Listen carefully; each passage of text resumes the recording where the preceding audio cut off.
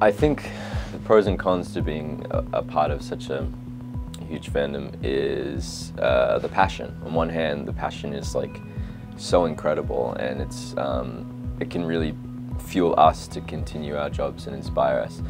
On another hand, sometimes people can be so passionate that sometimes it can also close their minds to something new. Even for some, like the fact that Wally West went from being Caucasian to being, you know, mixed race black guy, like there were a minority of fans that were so passionate that they just couldn't relate to that change. But I think people sort of come around, and, you know, all we can do is tell the story, so hopefully they appreciate that. I was nervous to meet everyone. I was nervous to meet Jesse L. Martin. Also Tom Cavanagh, because he played Reverse Flash, so I was just like, and he did it so well, and I fell for it, and I was like, surely he's not a nice guy, like surely he's evil. And he's the nicest, so it was super cool to join the cast. I had watched season 1, so I was quite a fan. So it was pretty cool, like that first day getting to meet everyone, and eventually I sort of chilled out, you know, became friends with everyone and not such a fanboy. But I think the lines get a little blurry with the family dynamic because Candice Patton, Jesse L. Martin and myself feel like a real family off screen.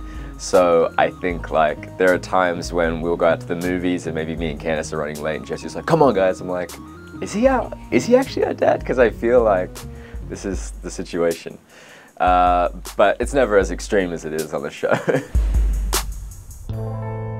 There's been such a progression for Wally since the beginning. I think where we're seeing him now is like dealing with such disappointment, I think, in himself. He's been trying to become like a great superhero, and he's dealing with those struggles of that things don't always go the way that you plan them to. So I think now it's next is like him having to deal with that and grow from that, and hopefully learn from it and become a better hero.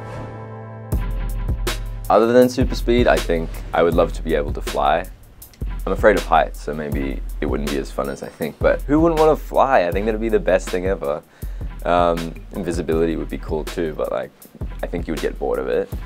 And you're really only going to do that to be a creep, and that, like, we can all do that on social media anyway. We can, you know, anyway.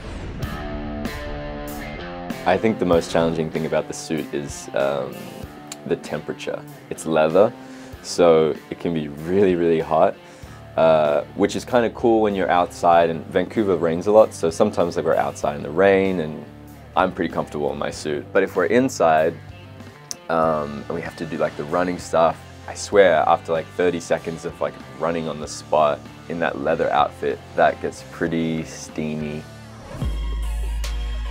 Yeah, I'm doing a ton of music right now. I've been in the studio almost every day, just writing and recording because I'm on hiatus from the show at the moment, which has been really cool. So hopefully there'll be a summer release, but we haven't set a date yet.